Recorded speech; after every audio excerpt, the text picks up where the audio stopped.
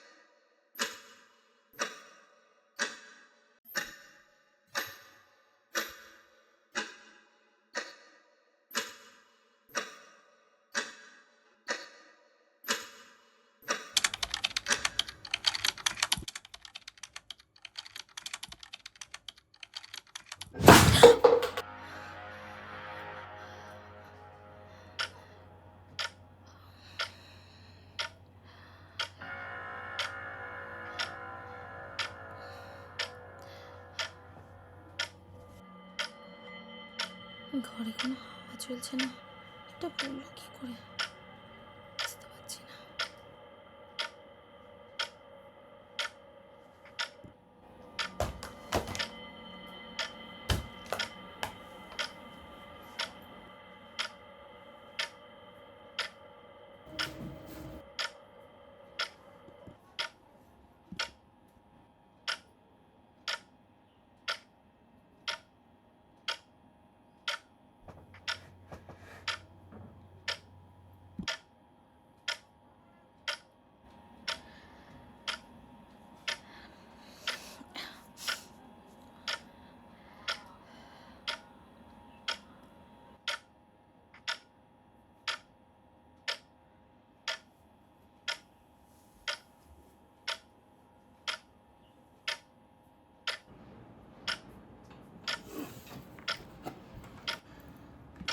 Hello মা, কখন আসছো তুমি অনুষ্ঠান বাড়ি থেকে?